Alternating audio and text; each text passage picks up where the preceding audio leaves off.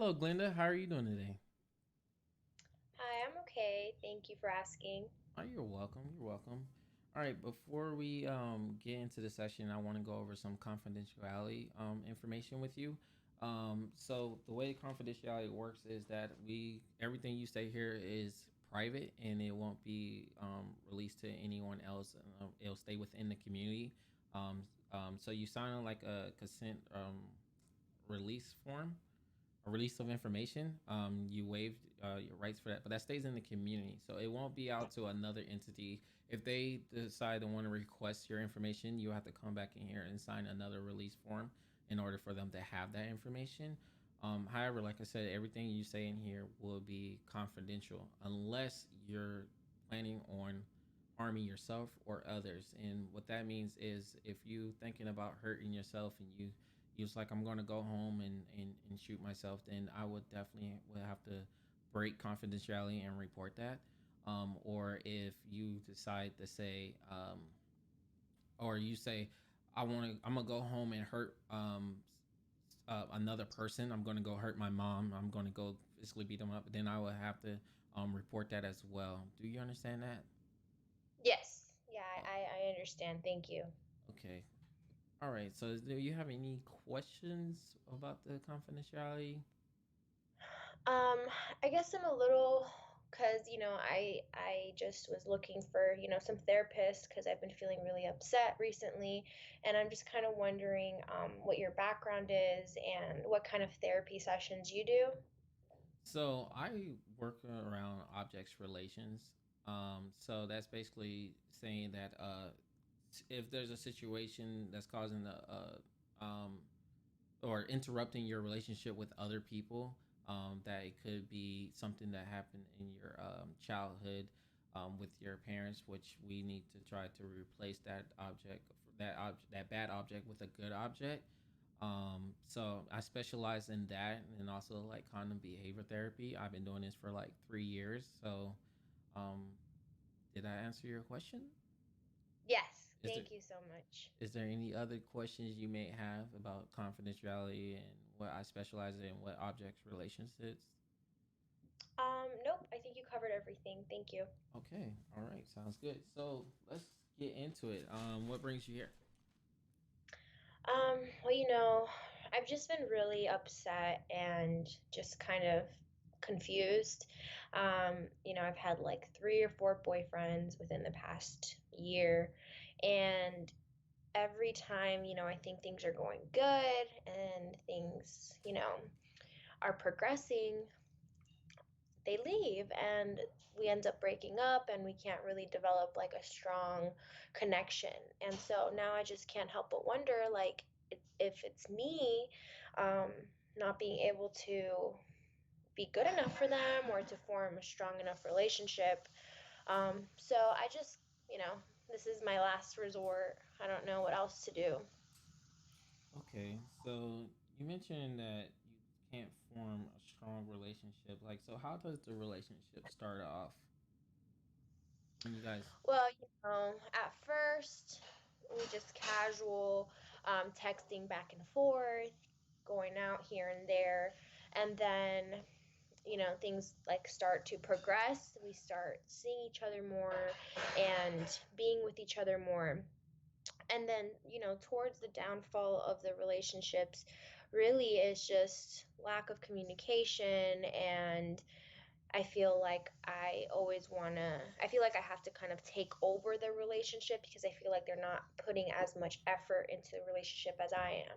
So I'm constantly having to like put so much effort in and then it just drains me. So you feel like you're putting in most of the working relationship, as far as making things like setting up dates, doing things with each other. Yeah. What's so? How often do like y'all spend time with each other in these relationships that you did have? Is it like every day you try to spend time with them? Sometimes, or I mean, yeah, like I usually want to spend like every day with them, but obviously life is a little bit difficult because they have their own thing going on, we're adults and it's just hard to see each other, but I get really upset when they don't make time to see me because, I would make time to see them. I understand that. So it's say like you put forth the effort to clear your schedule so you can put them first and make them very important, and then you get upset. Okay, I understand that. So tell me, how does it end? Is it in like in a horror? Is it a Well, I good feel ending, or is it more like an argument, or do y'all get a understanding when y'all break up? like I kind of blow up and I kind of push them away and I kind of break up with them before they can break up with me once I feel like things aren't working out anymore. I feel like I just tend to end things because I just don't want to keep putting in the effort because they don't try. Okay, I understand. I understand. I understand your frustration. You sit here and you put in all this work to make the relationship work, and it seems like they're not giving you anything back. You know, they're not validating your feelings about the situation. Yeah. That's right. Okay, so can you tell me a time where you had your longest relationship? What was your longest relationship? My longest relationship was about 2 years ago during COVID. I dated him for about a year and then we broke up. And it's just like all my other relationships, I felt like I was just doing a lot of the work and I felt like I was just drained. I just felt like it was all on me. Okay, so tell me more about that relationship.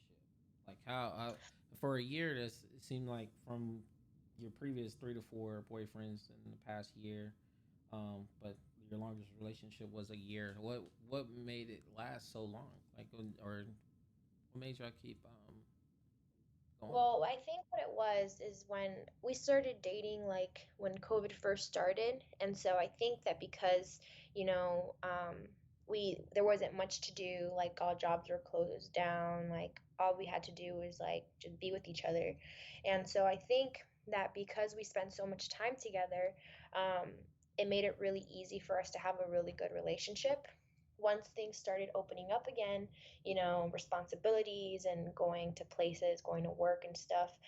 It just made it really difficult for us to see each other as much as we were seeing each other. So then we started arguing a lot, and I started wanting to see him all the time, and he kept saying that he had things to do. So I felt like he never wanted to see me, and I felt like I was always the one planning dates, and I was always the one doing things for him. And he would do things here and there. I'm not saying that he would never do stuff for me, but I just felt like I was the one really pursuing this relationship. I understand. Oh, I understand that. So what you're saying to me is that y'all spent so much time there due to COVID because it was the quarantine, correct? And everybody had to stay in their homes. There was not many work there, and y'all was able to spend enough time with each other. But when everything started open up slowly or open up, it kind of it stopped. It changed your normal life, and now it's like Yeah. it's something different, and it came to be frustrated because now it seemed like he didn't make enough time for you, correct? Yeah, and my thing is like I just felt like when things were getting back from COVID, um, to me, it felt like he didn't want to see me anymore. Like, it felt like I was just scared that at one point he was just going to not want to see me at all. So that's why I kept putting like so much effort into planning things. And that's why I really think I got really burnt out because every day, like it was just me texting him, me calling him because I was so scared of losing him and I was so scared that he wouldn't do it. So I wanted to initiate that. And then I guess like I just pushed him away. I think I did. How does that make you feel? And excuse me when I'm looking up because the screen is higher than my camera, so when I'm looking up, I'm looking at you. So my eyes are Okay. on you. For clear. So so I But do yeah, no, apologize for that. it doesn't make me feel good. Um, it makes me feel like I'm controlling. Like it makes me feel like I'm crazy. Like it makes me feel like I'm wrong for doing this, but at the same time, like I just want to feel wanted. Like I just want someone to want me to be around and to want to plan these things for me. Feel wanted. Oh. let's talk more about that. Is is there a time in your life where you wanted to feel wanted before you got in a relationship? Um, I mean, this is really difficult for me to talk about.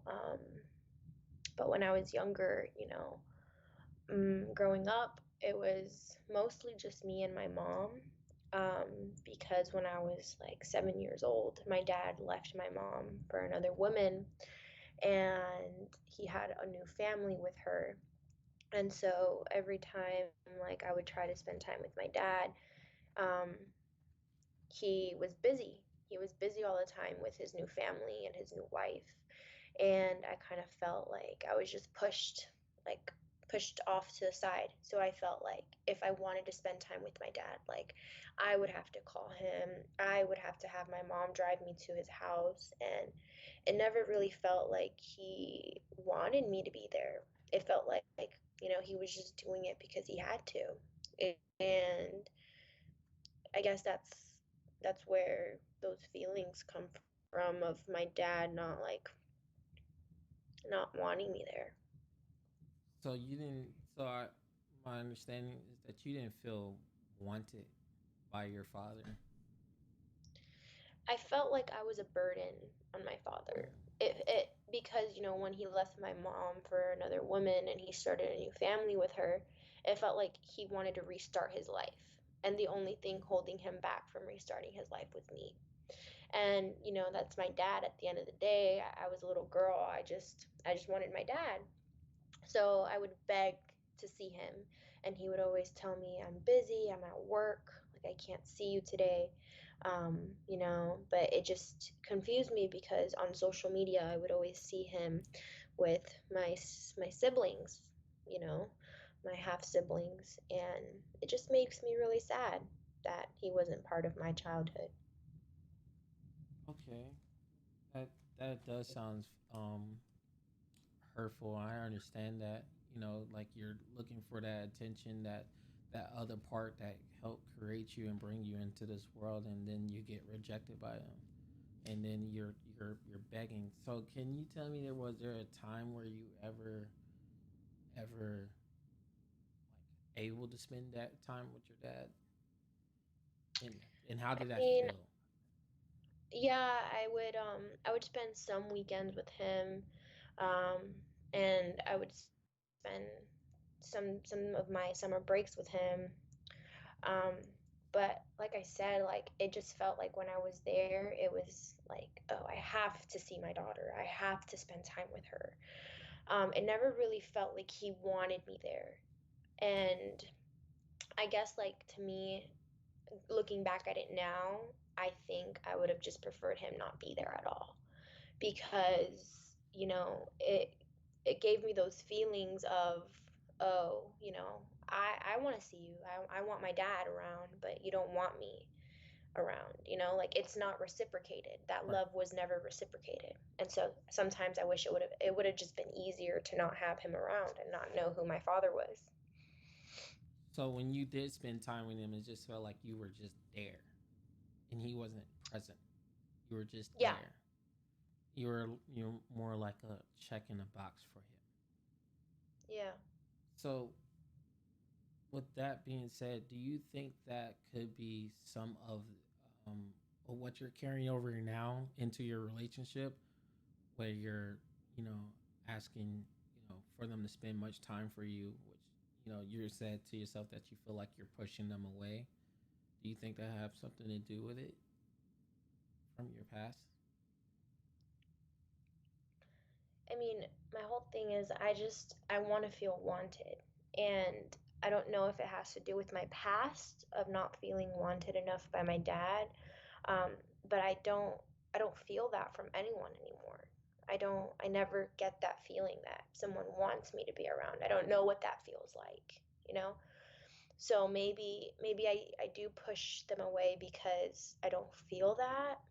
Um, but I don't know. So, um, so maybe it's just that your dad. did not feel wanted himself, or in the marriage that he was in was very devastating for him. That it was hard for him to give you the attention that you need, but that was not your fault. That's not your fault. Can you see that? That is not your fault. Yeah. I don't know, it just seems that, he had this new perfect family and like he just didn't want me around. And so, Right. And I definitely understand that. So so let's see. If you can go back, right? Let's try a little practice. If you can go back, um, to that to the, I guess, the part where you wanted him to pay you the most attention, and let's practice to see how that would feel like if he responded differently for you. Do you think you can do that with me? yeah. All right, let's try it. All right, I'm gonna go work on Okay. something. Hey dad, it's my birthday. Um it's my birthday tomorrow and I was just wondering if we could go out to dinner and celebrate, just us two. Yes, baby girl, we definitely can do that. Matter of fact, we can actually go watch a movie as well. That sound nice? Yeah, I just really want to spend some time with you. I'm about to graduate high school soon and I just got accepted into college, so I just think there's like a lot to celebrate and I know Wow. last year you weren't there for my birthday, but I'd really want you to be there this year. Look at my baby girl, all grown up. You're going to college. You're doing your thing. Oh my gosh, we gotta celebrate. How about we actually do a party as well to celebrate you? That sounds Yeah, good. I would love for your wife to come and my half siblings to be there too. We don't really spend as much time as we used to together, and I would love for everyone to just get together and have a good time. I would love that too. I would love that. We're gonna have everybody. We're gonna have food. We're gonna have your favorite food and everything. We're just gonna throw a big birthday. I mean, not big. Yeah, big birthday party, and congratulations on going to college. This is a big thing. How do you feel? I'm excited. I'm really excited to graduate. I'm excited to move away to college. It's just crazy to me. Like I'm already so grown up. Like everything's just gone by so fast. Right. Well, I'm happy. So let me go and let me get this stuff planning and get it on the road, and then I'll give you a call back. All right, thanks, Dad. All right. Love you. Love you. So how does that feel? How did that feel for you? It felt very warm and it just felt like something out of a movie, really. I've never experienced that with my dad at all. Especially like I don't think I remember him saying I love you ever. So that really just made me want to cry, made me really emotional. Um, you know, I just wish that I would have had a father figure that was present in my life and loved me and cared for me and went out of his way to do things for me. Right. So like the objects relation is that we're gonna work on replacing, the bad object with a good object. Yes, it's not your fault how he treated you at all. You were just looking for attention. So we're gonna try to change those patterns doing these certain exercises. I also want to give you homework to do at home. um, Try to do things for yourself at home. That's one thing. Try to do more self care things and focus on yourself and develop your own way of thinking for yourself. So, and also, when we come back, I want to do two assessments: biopsychosocial assessment, which we're just going to gather a lot of information as far as like medical background, your family history, your spiritualism part of you, everything, so it could give me a better idea of your culture and your upbringing and how you develop as a person, and what your interaction with your family, which is definitely important. So that's what we're gonna do. Are you okay with that? Yes. In the second assessment we're going to do is called the Bell Object Relations and Reality Testing Inventory. So we're just going. It's basically, I will read it for you. Respondents' ability to sustain essential relationships and accurately identify internal and external reality. So we're gonna work on that. Well, after you complete assessment. Does that sound good? Yes, that sounds good. All right. So I will see you in the next 2 weeks. Okay. Okay, thank you so much. I'll see you. All right. Bye bye. Bye.